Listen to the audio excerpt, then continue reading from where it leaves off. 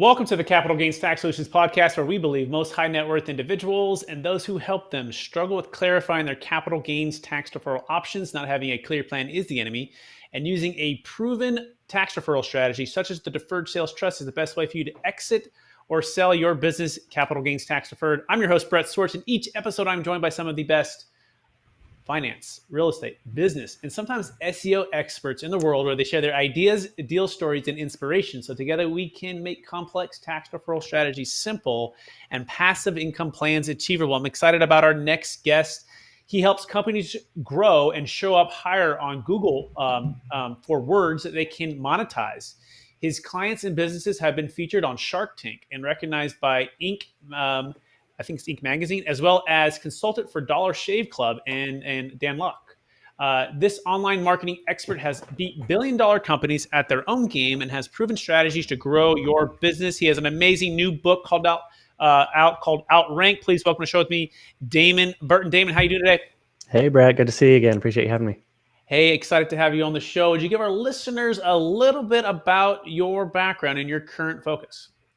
Yeah, so I'm 14 years in on SEO, just kind of stay in my lane. So if you're not familiar with what SEO is, it stands for search engine optimization. The goal, as you said, is to show up higher in search engines, but without paying for ads. And I think SEO qualifies for business, right? Especially kind of for your audience, where you grow your business through organic reach, increase your sales, and then eventually you come to Brett and say, I want to sell this for $1 bazillion. Absolutely, right. And then defer the tax, right? That's the other part we can touch on as well for the business side of things, with the new administration and taxes seemingly going higher in the next year or so. But that being said, Damon, let's jump into a little bit about your background. How did you come about becoming an SEO expert, and what lights you up about being able to do for businesses and your clients what you do? You know, I got into it because my background was in design, and so that naturally kind of runs parallel to search engine marketing. And I had a client come to me and say, hey, what do you know about Google? And I said, well, I know enough that I'd be willing to kind of experiment on you if you want to experiment on me, but I don't know enough that I feel comfortable charging you, but I also don't want to work for free. So I worked out a deal where I said, hey, how about we agree on some goals? If we hit those, then you pay me and you owe me retroactively. So we hit those goals, worked out well. I rolled that out to another client, also hit those goals. And I enjoyed the process enough that I said, okay, I've never wanted to be an agency here at the time, just a solopreneur. The offers it all and is mediocre at all of it. And so I kind of said, SEO is my thing. I'm going to stay focused on that. And what's kind of kept my interest this long is two things. One, SEO is consistent enough that I know what I'm doing every day. There's nothing that changes wildly, despite people arguing about algorithms changing dramatically. And so there's that comfort side, but then it's also dynamic enough with those algorithm changes that kind of keeps things fresh and keeps my interest in a long-term basis. So for a lot of us that are in business and real estate, or even business professionals, like this is like foreign language still to us, right? Yeah. And it's just hard to make sense of all of this. But would you just help us with some simple strategies that you help your clients implement to really rank higher on Google? Yeah, it kind of boils down to two categories. There's a million things to go in SEO, but they primarily fall into those two categories. So the two categories are, one is what you do on your website, and the other is what you do externally to your website. So most of your gains are going to come from content and external credibility, but those are only going to work if you have a solid foundation to bounce those efforts off of. So what I mean by that is, does your website load quickly? Is it mobile friendly? Is it user friendly? Can Google find the content? Can users find the content? So you kind of start there. There's some free tools out there that you can use. One of my favorites is gtmetrics.com. It's just the letters GT and then metrix.com. That'll kind of tell you what's going on with your website, why it might be running slower. Now, the reason why that matters with search engine visibility is because nobody, I'm sure you included, Brett, likes going to a slow website. So Google rewards the faster websites for better user experience. Because if you think about it, Google just wants you to make them look good. And what I mean by that is, if they send a user to a website that came in the search results and it's a bad experience because it loads slow, that looks bad on Google, and that person may potentially not use them as much. So by being faster and more user friendly, you can get a reward on higher visibility. So there's this other side to it where it's the content and the external credibility. And all of the listeners or business owners or entrepreneurs, like, you got into business because you're passionate about something or you're really good at something. So share that expertise. Writing content is one of the easiest places where you can start. And if you hate writing content, which is a lot of people, then there's other ways that you could get into writing content and have a team join you. So one example would be, but before I give you an example of how to do that, you want to make sure that you align the voice with you and your brand and make sure the content is relevant to your audience. So to kind of protect that and quality control that voice, but still allow other people to help you, then what you can do is map out a content calendar, sketch out a couple ideas, and then you can pass it on to, like, iWriter.com is a great resource where you can basically put in a bid, or other people can bid on your content. And so it's kind of rated by how qualified and what the rating score is on the writer. The more well-rated they are, the more pricey, or if you want to go something more affordable, then you can kind of bid that way as well. So there's lots of ways that you can scale your content in SEO without having to do all the dirty work yourself.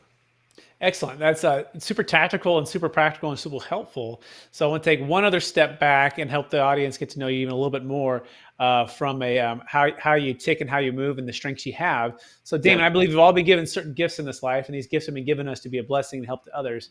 So I'm curious, what are those one or two gifts that you believe you were given, and how does that help how you help people today? I've always been super transparent in just life in general, but especially in business. And I think that's definitely one of my value propositions in the marketing world, because a lot of times you run into marketers, certainly not all of them, but marketing, especially SEO, is a long-term play. And so that gives some of the bad guys the opportunity to take advantage of that gap in time before when you start paying and when you get results. So I've always kind of taken the opposite approach of not selling and taking advantage of that gap, and instead educating the client, because the more I can educate them, then the better they can help me accomplish results for them. So, you and I obviously connect on social media, but I kind of take that to social media as my platform is giving away free advice. So one thing that I do differently is when I get on LinkedIn, Facebook, whatever the platform is, I just legitimately give away free advice. I don't send people to a landing page. I don't send people to a funnel. I don't send them to an opt-in. And what happens is I'm able to help people. First win, right? Check that off. Second win is it feels good because I know I'm making a positive impact on other people.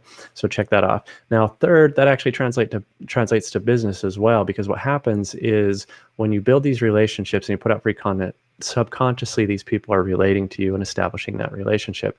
Plus, you stay top of mind for whatever your area of expertise is. So when they need your thing, they just come to you. They already have a psychological relationship with you, and they just say, hey, instead of, what's the cost? How does this work from here? They just go, what's next? Absolutely, that makes perfect sense, and I can actually attest to that too for social media. And I love how transparent you are. I'm wondering, was the transparency always just natural for you, Damon, or was it as a kid, or was it something that you had to develop over the years?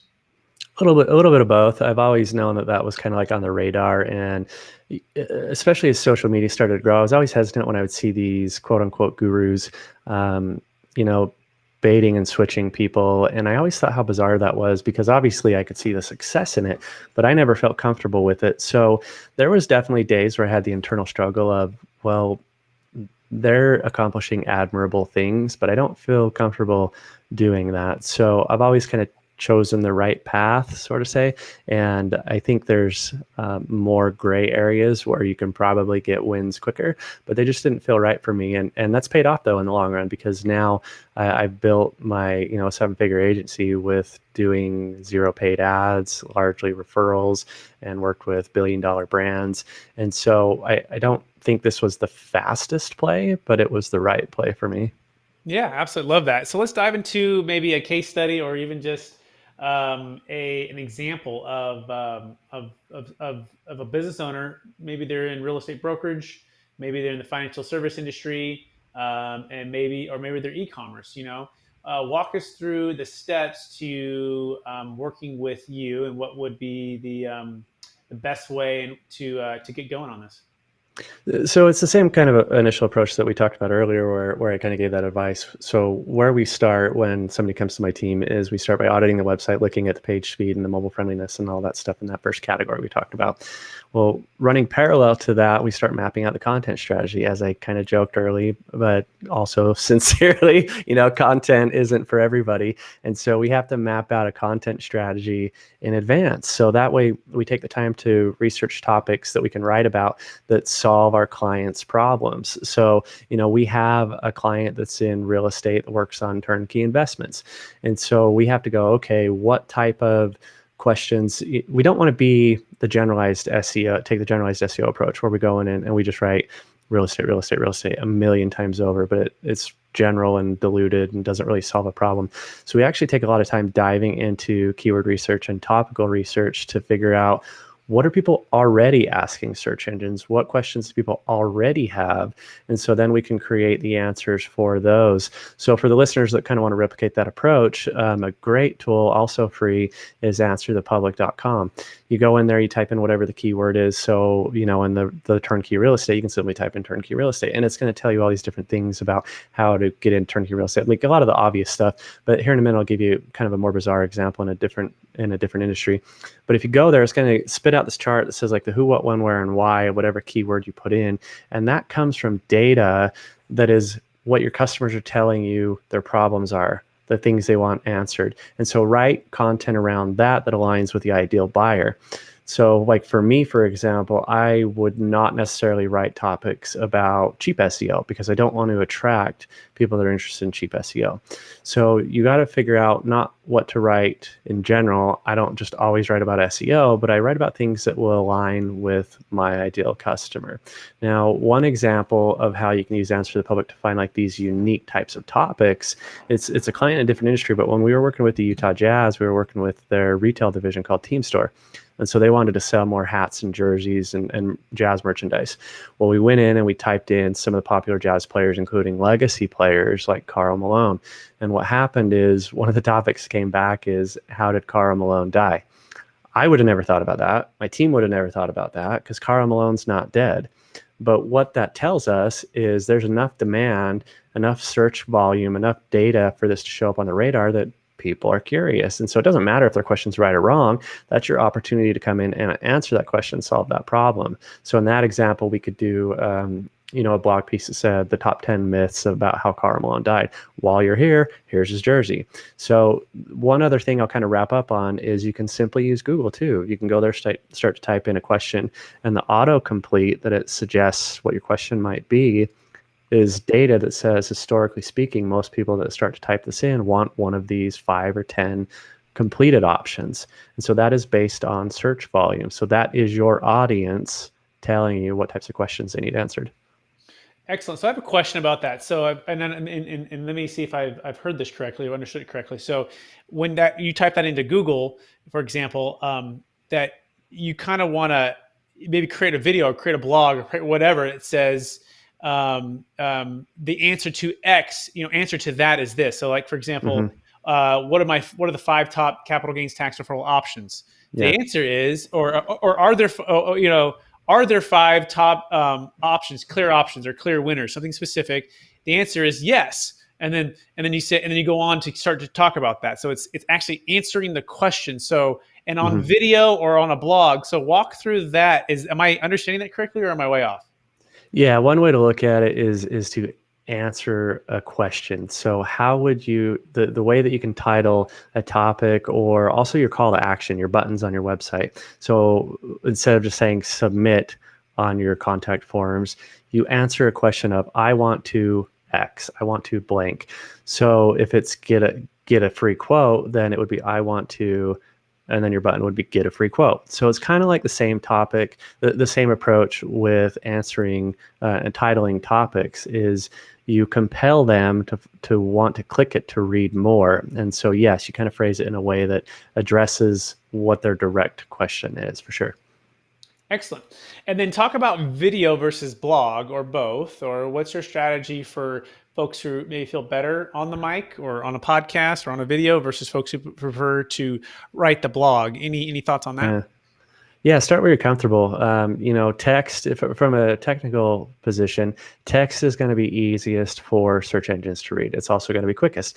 It's also going to be quicker for your website to load because when you start embedding audio and video, it's a heavier file, which slows down the website.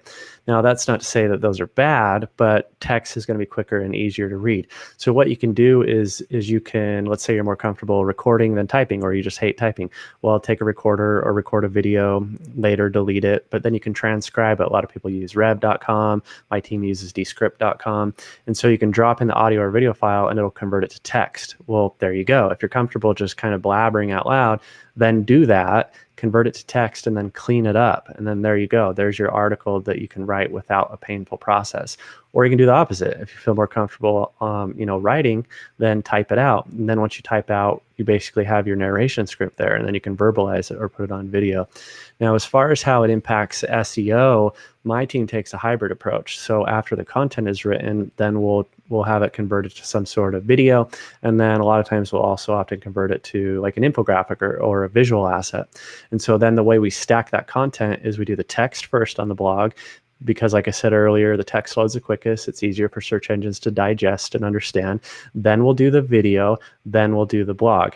Now we do the graphic. We do the graphic last because usually it's like the tallest. And so we don't want to put that at the top because it's going to push everything else further down. So if you can stack your content that way, you've already spent all this time writing a great piece of content. So repurpose it and maximize the value of it. And then what's going to happen is Google's going to say, well, Brett's blog is not only text-based and it's informative and has unique content, but it's also diverse because look, he spent the time to create these videos and these images. And kind of the last potential bonus is those videos and images can potentially rank as their own individual assets. So now you go and type in your capital gains question.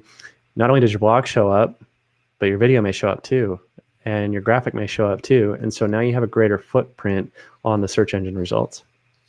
Yeah, powerful. I love the way you put that. You're stacking the text first, video, blog, then graphic, and making it friendly and making Google look good, right? We want them to be loading quickly, and then also using descript.com or creating a video and audio and then having it go out, or reverse, writing first and then helping that to be your script for your video. Excellent. And now let's dive into your book and maybe a topic that folks can look forward to, and that is Outrank. And by the way, you can find that book at freeseobook.com. So talk us about a little bit behind the desire for the book and what how's it going so far? Yeah, the book was a fun experience. I had written a lot before, but this was the first time I'd wrote a book, so that was an interesting process. And that's a blog, that's a whole other conversation in itself. But as far as why I wrote the book, I primarily wrote it for a couple audiences. One is for the smaller guys, because back to the whole transparency kind of thing. A lot of these guys that get into SEO, the right SEO is not cheap. And so what happens is the smaller businesses, they know that SEO might be the right thing for them, but they just can't afford to do it. And so maybe they have the opportunity to spend some time to do it on their own. And so it's literally a blueprint to do SEO A to Z if you have the time to go through and read it and implement the processes. Now it's a book. It's 135 pages. It's not just like a short PDF. So if you have more time than money, there's your answer. Now, on the other side of that, I also wanted to be able to give maybe the businesses or the entrepreneurs that have more disposable income to invest in proper SEO, but they don't know where to start. There's also chapters in there dedicated to what red flags to look out for, what types of questions to ask the SEO, so you can better qualify and find the right type of audience or the right type of provider. Excellent. And you can find that book at freeseobook.com. That's freeseobook.com, and it's called Outrank. Question for you. What type of questions should potential clients be asking you, but they aren't? So one thing that I always recommend that people ask for is the first answer is going to be more of a technical answer. A lot of people will ask about backlinks. So if you're not familiar with what backlinks are, it's when another website hyperlinks to your website. Now, my agency takes a very sensitive approach to how we look at backlinks. Sometimes we're less aggressive, sometimes we're more, sometimes we don't even do backlinks at all. Because backlinks are kind of like taxes. How coincidental as a topic is this? So taxes, right? You kind of sometimes go into the gray area where you want to maximize your money, but if you push too far, then you can have pushback. And so it's the same thing with backlinks. If you have too many websites linking to yours and you went through it in an aggressive manner and you acquired them too quickly, then it can raise red flags. So for the clients out there that are just like obsessed with backlinks, you're not my client, because you don't want to be obsessed with obsessed with backlinks. But if you are, I get it. And so as you go and talk to these other agencies, ask them what their backlink building process is. The first thing, if they say it's proprietary, then just run, because the chances of them actually having a proprietary process for backlinks or SEO in general is almost non-existent, because we're all using the same dozen or two tools. It's just who knows how to use them best and look at the data best. So the chances of them actually having proprietary tools is almost non-existent. So they're either, lying, or you're just talking to a sales guy that's just going to tell you what he thinks you want to hear. The other thing is, ask them about, how long the process is going to take. If anybody tells you that they can guarantee any definitive time frame, that's another red flag, because it's kind of a dynamic process, and every industry has a different level of competition. So if you're a small business in a small niche in a small area, you might be able to get some gains in 3 to 6 months and have a home run by 6 to 9 months. But if you're in a competitive industry, you're mentally committing to at least a year before you get results. So you want to make sure you're comfortable with having that level of patience and that large of a runway for cash flow before you start getting a return on your investment. Beautiful. Well said. Thank you for sharing. What's the one project you're working on right now, Damon, that's most important to you? And Man, how I do you stay in my lane. I got nothing new. I'm just SEO all day, every day. Well, that could be a big project. That's good. And it could be it could be your business itself, right? It could be for the Yeah. client or for the consumer. It could be something that's completely separate from business, right? Something that you're working on. It could be family. It could be philanthropy. It could be, what is that big thing for 2021 for you, and how do you envision that making an impact for others or your family? A couple of random things come to mind that kind of come full circle to the same thing. So you had mentioned Dollar Shave Club and Dan Locke. So the way I did some consulting for those guys came through social proof. And that's kind of what I touched on earlier, is about just giving away free value. And so I've really been focusing on social proof. And, as far as how that goes to the next phase of the question in growing the business is, the first time I started really focusing on social proof was about 2 years ago. And what I did was just gave away free value. I went through this whole process where I just kind of got burned out on social media. And then I took a huge time out, and I came back and I said, well, why can't I do social media my way? Why can't I, balance my appreciation for my family and talk about them, but also blend it with business talk and vice versa? Because I didn't want to exclude my business audience by talking about family. And I didn't want to exclude family and friends, or clients that are parents and can relate to that by talking about only business. So I had to go through this little dance. This is a little internal voice, and figure out what that voice was to be able to talk about the things that I want to talk about in a way that could still benefit my audience. And so that took some time. And then I want to say in the first 9 months of doing that dance and kind of figuring out what that process was for me, it added 150 grand in new contracts. Now that's completely separate from, what we do day to day, our other process of getting leads. That was just from social proof, people that came from either LinkedIn or Facebook and converted from a post. And depending on how much time we got, I can give you a specific example after this. But I've been focusing just on that. And kind of the last part of that is I've really been leveraging that to grow the business. And I'm trying to get myself fully out of production. I've delegated 95% of the stuff to my team, and I want to get myself out of that last 5% and just focus on that, because that's the part that I enjoy. It still benefits the business, but I get the personal enjoyment out of it, and I help others. So I've really just been focusing on social proof and just kind of giving away free value. Beautiful. And on that point, the number one delegating habit that you have done to make the most impact on that 95% being with your team members versus yourself? It was a couple years ago. I went through all of the processes that we had, because, I've had the agency for 14 years. So the evolution of that was year 1 to 1.5. It was just cool to be a solopreneur. I was home doing my thing. Cool. So after that, I said, I really have an opportunity here. Let's see, I should do something with this. And so years 2 through 4, I got a handful of VAs. And then years 5 or 6, I was reading E-Myth Revisited, and I was also reading 4-Hour Workweek. And so if you're not familiar with the books, E-Myth Revisited talks about that you should build your business so it's dependent on processes and not necessarily individuals. And then 4-Hour Workweek tells you kind of how to hack that and cut corners. So if you haven't read them, do eMyth first, because it helps you understand your processes, because you don't want to hack your processes from 4 Hour Workweek until you know what your processes are. So I went through and after finishing those books, then I, doubled the team, brought on a bunch of people and started delegating. Now, part of how I had to delegate that was it took about a year of 1 to 2 hours every other day for a year of going through every process we had, because I had a bunch in my head. I had some on a spreadsheet, some on a Word doc, and I needed to consolidate those. And so now we have those all in just one CRM. And it's the best thing ever, because, when doing it, it sucked working that long, but I knew it would be worth it, because then which I can do now is I can just, when we get a new client, I can just go push a button and it kicks out 208 tasks the last time I looked, that are very granular. And the reason why it took me so long to go through that process is because of that granularity.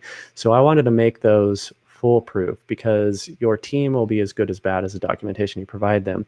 And sometimes they may overlook something, not intentionally. So you have to proactively add that granularity to your documentation. So that was by far, the biggest impact on being able to delegate to the team. Amazing. What CRM do you use, Damon? We use one called Insightly. It's kind of evolved over the years into a sales pipeline. So it's more publicly, it's more known as a sales tool, but we use it for their CRM resources. Amazing. Thank you for sharing that. That's so helpful. I feel like, hi, I'm Brett. I need to learn how to delegate. And I struggle with this. Who can help me here? So I feel like I'm in an AA meeting. But that being said, are you ready for the lightning round? Let's do it. All right. Knowing what you know now, if you go back to your 25-year-old self, Damon, what's the one golden nugget you make sure you would do or tell yourself? I would delegate faster. I would go through that process faster. I wouldn't change anything I've done. I would do that part sooner. You ready to open up what we call it a DD group, right? Delegate.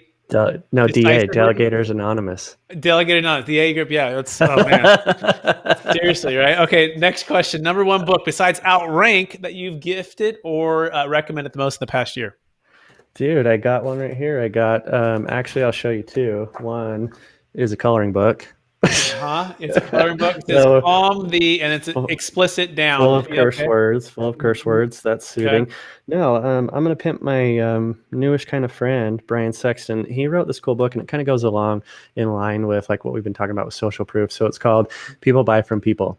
And it's pretty interesting, because it's, kind of a motto that I live by, but he has really personal stories in there, because it's kind of like these different lessons that he learned from his father. So there's like the interesting side that keeps you, there's the appealing side that keeps you interested with the storytelling, but it's got real tangible advice in there in how to scale a business, very much like I did, without spending ads and just building reputations with people.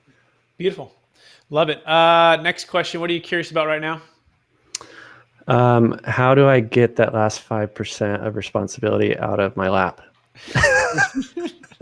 The last 5% is things I like to do.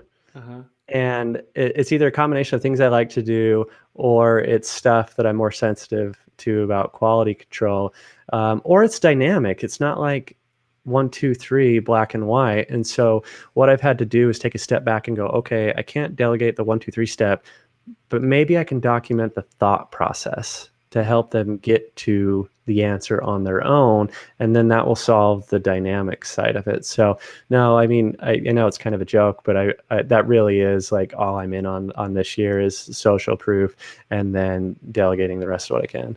It's beautiful. I love it. Last question. How do you stay centered in your values, Damon? And how do you stay encouraged to reach for new heights? I don't listen to other people. So I tell people not to get caught up in other people's advice, even my own.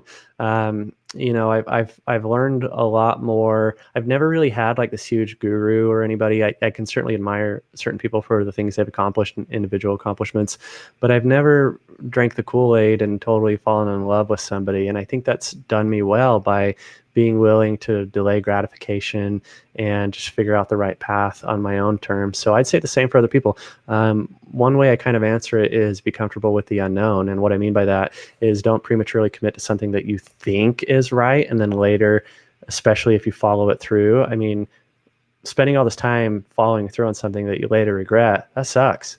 So I would rather delay the gratification, take my time, even if my wins take longer, but I get there in a way that I want to get there. There's nothing wrong with that.